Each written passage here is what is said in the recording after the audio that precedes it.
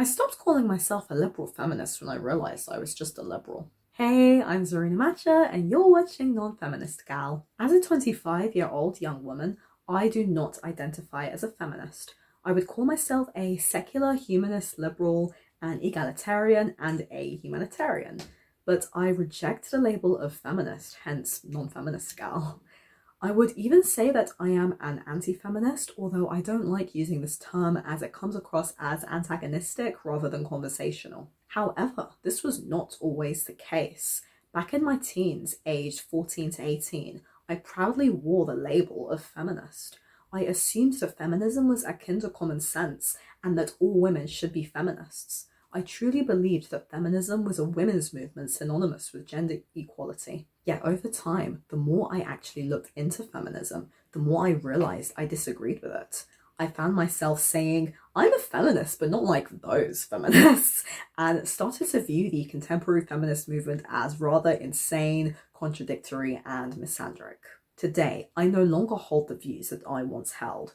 I don't think that feminism started in the 1920s with the suffragettes, and I do not associate them with feminism.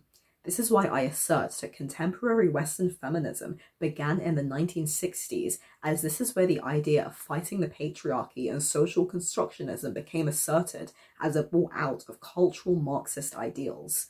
I don't think that Betty Friedan and Gloria Steinem were at all responsible for all of the rights that women have in society today. I don't think that feminism was built on giving women equal rights. I think it was built on selling women a lie that we are oppressed by a patriarchal institution. I think it was more about gaining power for a small group of white American left-wing women. I also think that feminism has contributed to modern wokeness and the rise of identity politics and extreme leftist fundamentalism that we are seeing in modern society today. I am not entirely sure when, how, or why I began to identify as a feminist. It's not like my parents ever raised me with these kind of opinions, as both of them are quite even-tempered and open-minded. They were never really feminists or this or that, just ordinary liberal-minded folk with some views that lean more conservatively and some that lean more progressively. I would say that overall I do come from quite a liberal, secular, very cultured and educated background that is socially lower middle class but economically upper working class. My parents raised my brother and I to have a very humanistic outlook on the world, not to view ourselves as oppressed or that life is harder because you're black or female. We are mixed race, so our mother is British but of Indian descent and our father is Tanzanian. We also have a sister whom we share the same dad with, but she has a different mother. This is just a bit of background context. So I wasn't really raised to be a feminist. I would say that me becoming a feminist came more from maybe school and the media and being a fan of Beyonce and seeing all of these empowered female celebrities and thinking that feminism meant women having choice and agency. I was very much what you would call a choice feminist or a liberal feminist as opposed to a radical feminist. I have never liked or respected radical feminism. It's always made me very uncomfortable. I see it as very sexist and extreme. And I do hold that radical feminism is true feminism as opposed to liberal feminism, which I just view as liberalism. I do still hold a lot of the views that I once had. I was then and am now pro-choice when it comes to abortion, pro-sexual freedom, pro-women pursuing careers, pro-women having agency and control over our lives, and so on. The difference is that I don't view this as feminism. I view this as liberalism and egalitarianism. Feminism is supposed to be a collectivist ideology as opposed to an individualistic one. This is why most feminists are left-wing and subscribe to left-wing politics, rooted in cultural Marxism as opposed to orthodox Marxism, which focuses more on economics and worker oppression. This is why many modern economic socialists disagree with wokeness, as wokeness focuses more on social oppression, whereas classical socialists, such as the old UK Labour Party, held more socially moderate views but were fiscally socialist. This is also why feminism has alienated a lot of working class men who may hold traditional unionist economic socialist views, yet feminism collectively holds that all men hold systemic power in society. Feminism has done pretty much next to nothing good for working class men, I would say working class women, black men, people of color in general, etc. I very much view it as a Marxist, Anglo-American upper class and upper middle class women's movement. I know that nowadays we have intersectional feminism, but even then I don't think intersectional feminism is really true. I think that it's still very much rooted in this cultural Marxist idea of different groups facing oppression, and it still very much is coming from a Anglo-Marxist perspective. It's just not something which I can relate to or identify with whatsoever. I do think that individualistic, liberal, or choice feminism turns being a woman into a political statement and politicizes being an adult female who can make decisions. To me, that's not what being a feminist actually is. Being a feminist, as I see it now, means being part of a collective group effort to take down the male-dominated patriarchy and liberate women from traditional feminine pursuits like being housewives, homemakers, or following female-oriented professions, and even extensions of that like wearing lipstick, wearing pink, being girly, wanting men to pay on dates and open doors and be polite, and really just accepting that men and women are women, and that while we are deserving of equal respect and equal opportunities, we are not 100% the same. Equally, I don't think that people should necessarily behave according to strict gender roles. We all have a mix of masculine and feminine energy inside of us. It just so happens that most women are more feminine and most men are more masculine, and this is okay. I don't see why feminism wants to attack this and say that men should be more soft and emotional and girly and women should be all tough and angry and aggressive. People should be themselves, and as we've seen in egalitarian societies, men still pursue more traditionally masculine professions and women still pursue more traditionally feminine professions. I don't understand why feminism views gender differences as oppression. No one is telling women that they can't be doctors or CEOs. It's just that these are traditionally more preferred by men.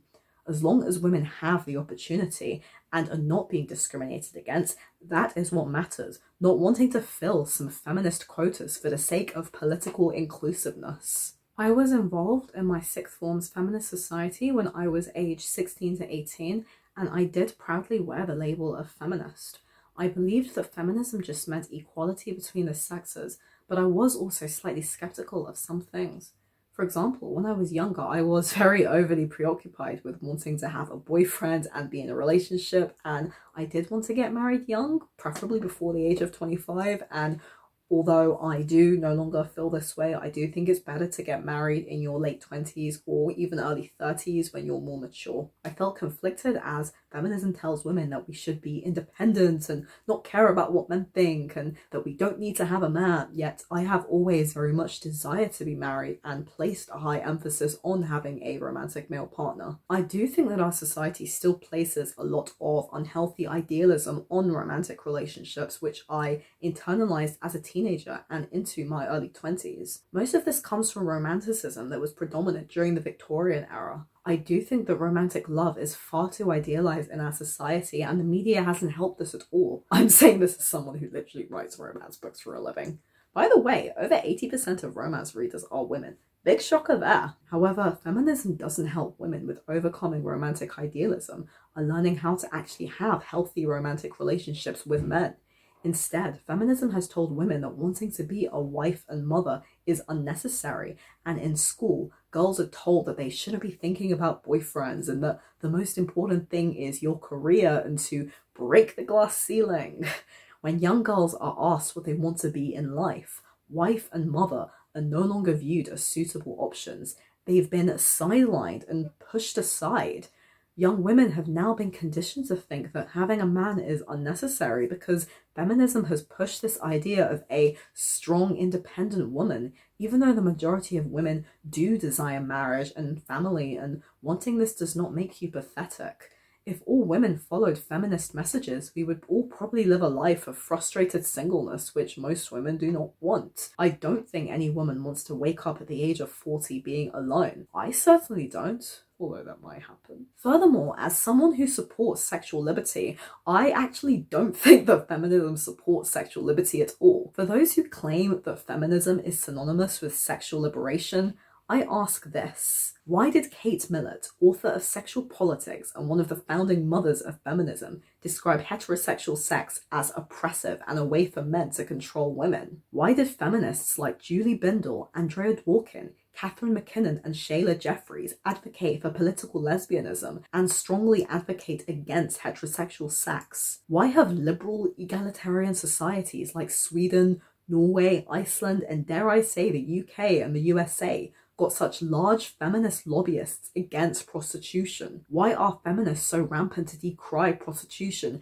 as oppressive and want to criminalize and punish men for having sex with prostitutes? Why do feminists like Anita Sarkeesian complain about sexy, allegedly liberated women being objectified in the media?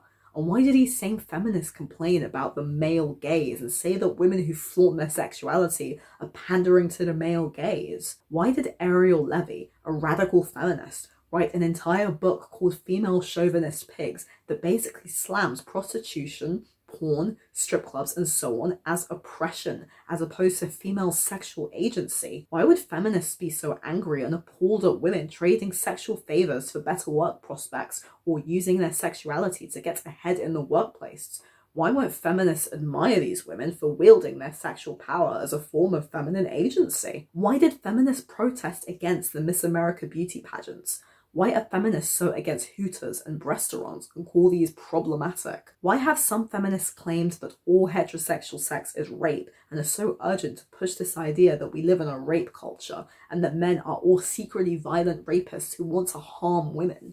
Why do feminists get so upset and angry when women freely flaunt their sexuality and beauty to men to attract male attention? Why do feminists shame men for displaying sexual attraction to women on the street and complain about women being catcalled? Why did Naomi Wolf write an entire book about how female beauty is a patriarchal construct?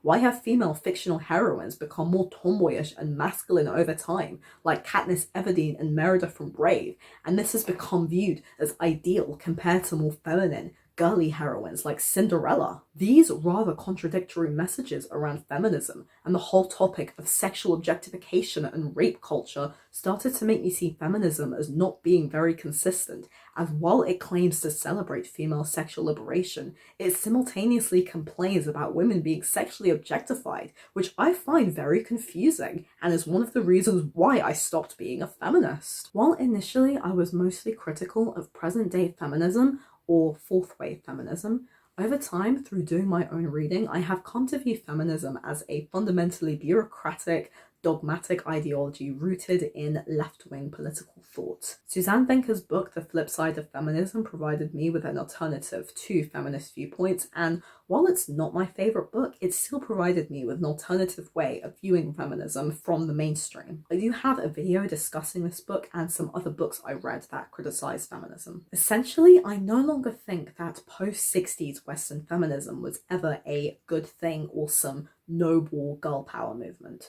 I do not think that women owe anything to the women's movement because it was never really for all women. It was mostly for white American left-wing women, and although we do have intersectional feminism, I still don't really think that feminism has done much to support non-white, non-left-wing women. I do find that social liberalism is a much better alternative to feminism, as liberalism is focused on the individual, on personal freedom, personal contentment, and treating everybody with compassion and not belittling men.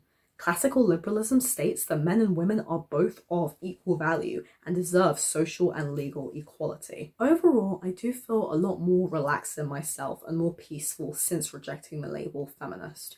I no longer believe that women have always been oppressed or that life is harder if you're a woman. As an adult female, I very much love being a woman, getting things given to me for free, receiving compliments from my parents, being treated nicer and softer overall because I'm a female. I think feminism gives women a chip on our shoulder for being born female, which I don't have. I don't have anything against men as a collective, and I don't think that men are more privileged in our society.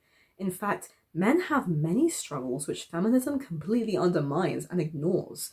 I do think feminism is mostly an attempt to divide the sexes against one another in order to appease a small elitist group of angry women to serve some extreme cultural Marxist political agenda. So that's how I have come to evolve from my prior liberal feminist views and to just now being a liberal full stop. By the way, if you're American, I know liberalism is associated with being on the left, which is kind of irritating, as being a liberal means believing in individual freedom, free speech, capitalism, and doing what makes you happy as long as you're not hurting others. The happy middle ground. But I'm a little biased. But what are your thoughts on this? Have you ever been a feminist? Do you think that feminism is synonymous with liberalism, or that liberalism and by extension humanism is a better alternative? Let me know below.